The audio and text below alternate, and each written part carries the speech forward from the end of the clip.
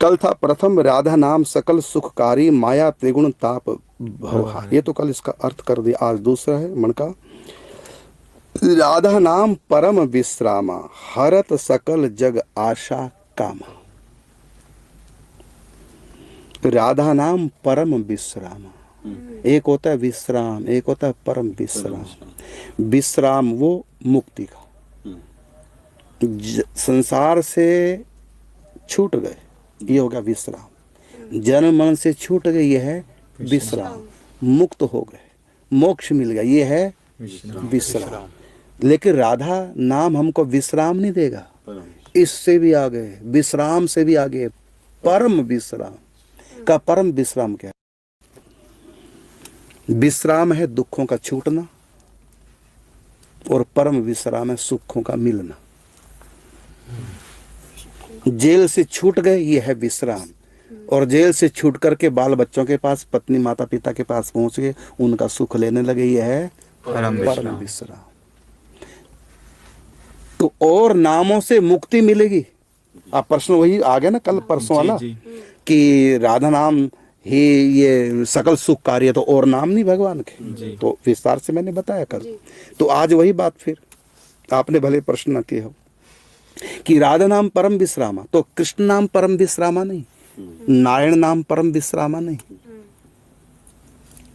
तो परम का मतलब जिससे परे कोई दूसरा न हो, जिससे परे कोई दूसरा तत्व ना हो। तो प्रेम की अधिष्ठात्री देवी राधा रानी के चरणों की प्रीति ही परम विश्राम है, इससे आगे कोई और सुख नहीं है। कृष्ण भी हमको वो सुख नहीं दे सकते जो राधा रानी देती। क्या बात है। उदाहरण के रूप में जी। जन्म दे करके मां मर गई, लेकिन मां का जो दूध पीना था हमको, क्या बाप वो काम कर सकता है? नहीं। माँ की गोद में बैठकर माँ का स्तनपान करके जो जो दूध पीना था हमको, क्या वो माँ की कमी बाप पूरा कर सकता है? नहीं। अच्छा, बाप मर गया, कमा के लाता था ना, वो मर गया, तो बाप की कमी माँ पूरी कर देगी। सही बात। वो कमा के बच्चे को पाल देगी। तो बाप कितना भी पैसे वाला क्यों ना हो, तब भी वो बच्चे को दूध अपना नहीं पिला सकता, क्योंकि उसके पास वो है ही नहीं जो माँ के पास। तो कृष्ण के पास वो है ही नहीं जो राधा रानी के पास। वो प्रेम की देवी है भाई। स्वयं श्री कृष्ण जिस प्रेम के भूखे, जिस प्रेम के भिखारी, प्रेम का भूखा हूं मैं, प्रेम ही एक सार है, और प्रेम से मुझे भजे तो भव से बेड़ा पार। जिस प्रेम की भूख परमात्मा को भी लगती है, जो सारी दुनिया का दाता है, चार पदार्थ भरा भंडारो, धर्म अर्थ काम मोक्ष, कुछ भी ले जाओ, लेकिन जब कोई प्रेम मांगेगा तो कहे रुक, पहले देखता हूं, खजाने की चाबी उधर है, प्रिंसिपल है ना। जैसे कोई द्वार पे भिखारी आएगा ना, तो जो पुरुष बैठा है बाहर चौपाल में, वो भीतर मैसेज पहुंचाएगा महिलाओं के पास, देखो कोई आया है, दे दो। तो पुरुष जो बाहर चौपाल में बैठा वो नहीं देगा, वो भी अंदर से भेजेगा बच्चे को, जा भीतर मम्मी को इनको भिक्षा दे दो, क्योंकि ये खजाना मम्मी के पास है, पिता के पास नहीं है। तो इस प्रकार राधा रानी के पास जो है ना, स्वयं श्री कृष्ण उनसे लेते हैं। राधा रानी रस दान करते हैं, श्री कृष्ण रस के भिखारी हैं, वो दात्री है, वो प्रेम की देवी है। हाँ।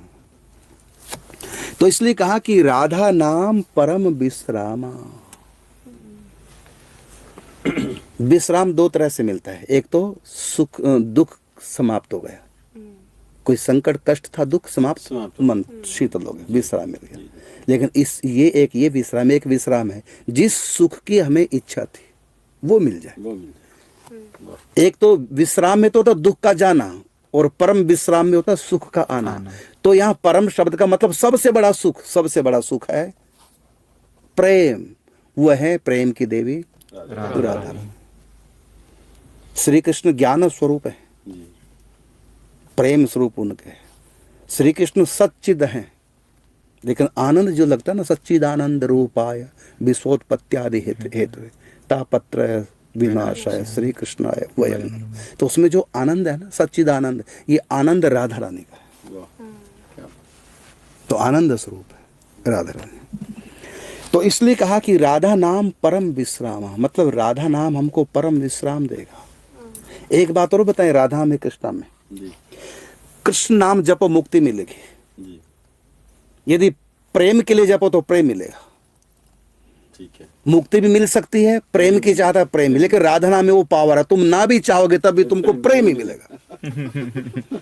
कृष्ण जप करने वाला मुक्ति चाहेगा, मुक्ति मिल जाएगी, प्रेम चाहिए प्रेम मिल जाए। प्रेम चाहेगा तो प्रेम मिलेगा। लेकिन राधा नाम में ऐसी विचित्र बात है कि मुक्ति भी चाहोगे तब भी तुमको मुक्ति से आगे प्रेम ही मिलना है। ये राधा नाम की विशेषता, उसका वस्तु गुण है। क्या तो कृष्ण नाम तो कल्प तरु है, जो चाहोगे सो मिलेगा, लेकिन राधा रानी जो तुम चाहोगे तो मिलेगा ही मिलेगा, वो भी मिलेगा जो मैं चाहूंगी। और राधा ने क्या चाहेगी? अपना प्रेम देगी, मतलब प्रेम तो मिलेगा ही वो मिलेगा। तो मिलना ही मिलना। इसलिए राधा नाम परम विश्रामा, इसलिए राधा नाम के साथ परम विश्राम है। तो राधा नाम परम विश्राम, हरत सकल जग आशा कामा, हरत सकल जग आशा कामा। राधा नाम क्या करेगा? हरत, हरण कर लेगा। क्या क्या? सकल, सब, जग आशा और जग कामा, संसार की आशा और संसार की कामना, इन दोनों का हरण कर लेगा। मतलब राधा नाम जप करते करते ऐसा रस का चस्का लग जाएगा, लगेगा रस का चस्का, और मन नहीं रहेगा बस का। प्रिया प्रीतम में ऐसा खो जाएगा राधा नाम की कृपा से। लेकिन राधा नाम निष्पाप हो, व्यक्ति पाप ना करे, अपराध ना करे, कपड़ छल छोड़ दे, नहीं तो जितना ये नाम हमको उस रस का अधिकारी बनाएगा, उससे अधिक हम अपराध करके अनाधिकारी बनते रहेंगे। हमें यदि 10 कदम पे चलना है, केवल 10 कदम पहुंचना हमको आगे जी चल करके, लेकिन जीवन भर चलते रहेंगे तब भी 10 कदम पूरे नहीं होंगे यदि हम आगे पीछे कदम करते रहेंगे तो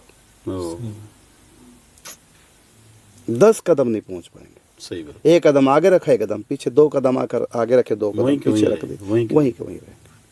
नौका को जीवन भर चलाते रहो, यदि वो खूंटे से रस्सी के द्वारा बंधी है तो जीवन भर चलाते रहो, वहीं रहेगी, उस पार नहीं जा पाएंगे। आज यही अक्सर हो रहा है। कहते हैं कि मस्जिद में नमाज पढ़ लेता हूँ, मंदिर में पाठ कर लेता हूँ, इंसान से कहीं खुदा ना बन जाऊं, इसलिए थोड़ा सा पाप कर लेता हूँ। अपराधों को छोड़ना पड़ेगा। ठीक। तो इसलिए कहा कि यदि हम निरपराध होकर के, मतलब अब तक हुए सो हुए, आगे ना हो बस, और नाम में लग जाओ। बीती ताही बिसार दे, आगे की सुधि ले। हम चाहे कितने भी बड़े दुराचारी क्यों ना थे, जब नाम जप में लग गए, अब छोड़ो उन सब बातों को पुराने। अब एक नया जन्म है, वो पुराने जन्म की बातें, अब पुराने जन्म की बातें इस जन्म में ना जाए। जो हुआ सो हुआ। ये बात मैं नहीं कहता, गीता जी कहती है, श्री ठाकुर जी ने कहा, अपि चेत सुदूराचारो, सुदूराचारो, सम्यक प्रकार से, अच्छी प्रकार से। जो दुराचारी, एक होता दुराचारी, एक होता सुदूराचारी, मतलब अच्छी प्रकार से, मतलब कोई पाप छूटा नहीं इस व्यक्ति से। लेकिन यदि वो सत्संग के द्वारा ये विचार बना ले कि अब नहीं करूंगा, अब तो भजन करूंगा भगवान को, अपि चेत सुदूराचारे भजते माम, मेरे भजन में लगे, लेकिन अनन्य भाग, अनन्य भाव, अब न जाए वहां वापिस। जो थूक दिया चाटो मत उसको, अब भजन में लग जाओ अपने काम पे। साधु रे विषय मंतव्य, भगवान कहते हैं मैं उसको साधु ही मानता हूं, अर्थात अब से पहले कितना भी था, कैसा भी क्यों ना था, मैं वो देखूंगा ही नहीं। और हम लोग ऐसे नीच निकम्मे हैं, पूर्व में जो काम किसने गलत कर दिया, अब वो चाहे उस काम को छोड़कर कितना भी अच्छा क्यों ना बन जाए, तब भी हम ये कहेंगे वही है। विश्वामित्र जी, सारी तपस्या भंग होगी मेनका के चक्कर में पड़कर, लेकिन वही विश्वामित्र कैसे बने महान। श्याम राम जी विश्वामित्र के चरण दबा रहे हैं, आगे आगे विश्वामित्र, पीछे पीछे राम लक्ष्मण जा रहे हैं। क्या बात है। राम जी ने नहीं देखा कि ये मेनका वाला विश्वामित्र, ये नहीं देखा। ना वो अब का देखा जो। अब क्या है ये है भगवान की और संतों की दृष्टि। वाह। इसलिए कहा अपि चेत सुदुराचारो भजते माम अनन्य भाग, साधु रे स मंतव्य है। भगवान कहता मैं उसको साधु मानता हूँ। ओहो। अभी वो पूरा नहीं बना, अभी उसके संस्कार कहा ना कि चोर चोरी से जाए, हेरा फेरी से ना जाए। अब हमने स्विच बंद कर दिया पंखे का, एसी का, तो उस समय एसी पंखा ही बंद नहीं हुआ, साथ में मीटर भी बंद होता है, जो मीटर चल रहा है। तो जिस समय हमने पंखा बंद किया, उस स्पीड से चल रहा था, हमने ऑफ कर दिया स्विच, तो उसी समय मीटर बंद हो गया।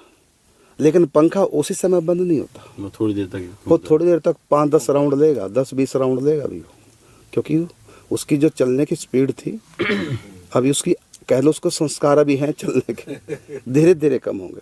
तो ठाकुर जी कहते हैं कि जो पापी था मेरे भजन में लग गया, संकल्प कर लिया पाप नहीं करना, उसके बाद भी स्वभाववश, गलतीवश, संस्कारवश कभी हो भी जाए बाय तो चांस क्षिप्रम भवती धर्मात्मा, वो बहुत जल्दी पंखा बंद हो जाएगा, क्योंकि स्विच ऑफ हो गया। हो गया तो रुकेगी रुकेगा, अब रुकना ही है। क्या बात। अब ज्यादा दिन तक ये पाप टिक नहीं पाएंगे इसके। इसलिए ऐसा दृढ़ संकल्प करके जो भजन में लग गया, यदि गलती से संस्कार स्वभावश उससे कोई गलती भी हो जाए, तब भी भगवान उसको गलती मानते नहीं। भगवान कहते हैं इसने ऑफ तो कर दिया ना स्विच, मीटर तो बंद हो गया, और उसका अब उसका जो पंखा एक्स्ट्रा जो चला ना 20-50 जो उसने राउंड लिए हैं, उसका बिल नहीं देना पड़ेगा। वो भाई पुराने सिस्टम। हाँ, तो ठाकुर जी कहते हैं कि मैं उसको फिर अपराधी नहीं मानता। और वो क्षिप्रम भवती धर्मात्मा, क्षिप्र कहते हैं जल्दी, बहुत शीघ्र वो धर्मात्मा बन जाएगा। मतलब अभी है नहीं, अभी तो संकल्प है धर्मात्मा का, लेकिन हाँ बटन दबा दिया, ऑफ कर दिया, हो जाएगा बहुत जल्दी, वो बिल्कुल हो जाएगा। क्षिप्रम भवती धर्मात्मा शाश्वत शांति नहीं गच्छति कौन्तेय प्रति जानी नामे भक्ता प्रणश्यति, जो मेरा हो गया अब वो पतित नहीं रहेगा। ओए होए होए। तो जब हम भजन में लग जाएंगे अपराधों को छोड़ करके, ठीक है गलती चलती सबसे हो सकती है, बड़ों से अच्छों से गलती हो सकती है, यहाँ तक कि जिनसे गलती हो भी नहीं सकती उनसे भी गलती भगवान ने कराई है, समाज को शिक्षा देने के लिए, समाज को सावधान करने के लिए।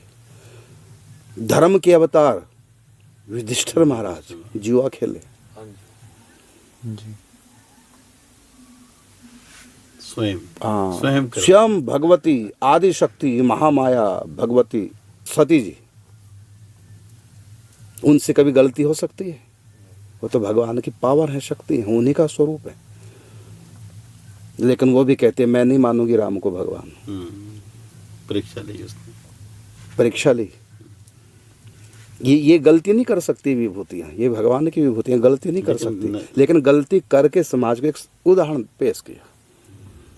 कितने भी ऊंचे क्यों न उठ जाए, भगवान शिव की अर्धांगिनी है, कितने भी ऊंचे क्यों न उठ जाओ, ये शिक्षा दी है। यदि शंका करोगे, संशयात्मा विनश्यति, गीता का सूत्र है। शंका करोगे विनाश होगा। फिर उनको मरना पड़ा, फिर दोबारा जन्मना पड़ा पार्वती जी के रूप में। यद्यपि वो स्वयं जन्म मरण से परे है, दर्शाया, लेकिन एक लीला करके दर्शे। भगवान जन्म मरण की लीला कर सकते हैं, कुछ भी लीला कर सकते हैं, वो सर्वशक्तिमान, और उनकी शक्ति भी कुछ भी कर सकती है, और जन्म की लीला भी कर सकती है। वो गर्भ से प्रकट हो जाए, चाहे वो खंबे से प्रकट हो जाए प्रहलाद के सामने, वो तो कहीं से भी प्रकट हो जाए। जो कहते हैं ना राम हम नहीं मानते तो जन्म लिया है, ये तो गर्भ से पैदा हुआ। अरे भगवान कहाँ से नहीं पैदा, सब जगह कहीं से पैदा हो जाए। खंबे से पैदा, जब वो खंबे से पैदा हो गए, मोहिनी अवतार। एक ने कहा जो गर्भ से पैदा होगा हम उसको भगवान नहीं मानते, इसलिए मैं रामकृष्ण को भगवान नहीं मानते। हमने कहा विश्व मोहिनी को भगवान मान लो, वो तो गर्भ थी। द्रौपदी को भगवान मान लो, द्रौपदी तो गर्भ से पैदा नहीं हो, तो अग्नि से पैदा हुई। सावित्री सत्यवान की धर्मपत्नी, वो तो गर्भ से पैदा नहीं, उसको फिर भगवान मान लो। यदि यही सूत्र तुमने, यदि यही तुमने कसौटी रखी है कि जो गर्भ से पैदा होगा उसको हम भगवान नहीं मानेंगे, इसका मतलब जो गर्भ बिना गर्भ के पैदा हुए वो तुम्हारी कसौटी में भगवान है। ऐसे तो गंदगी से मच्छर पैदा हो जाते हैं तो भगवान है क्या? वो तो गर्भ से पैदा नहीं हुए। हमारे सिर में जूं है, बिल्कुल। तो वहाँ कोई पहले जूं और जूई थी पहली से जो मिल करके वो बने। हमारे पेट में कीड़े पड़ गए तो पहले दो कीड़ी थे के अंदर, भेजे थे हमने। पेट में कीड़े कैसे पड़ गए, घाव में कीड़े कैसे पड़ गए। तो जरूरी थोड़ी कि उस रीति से ही सबका जन्म।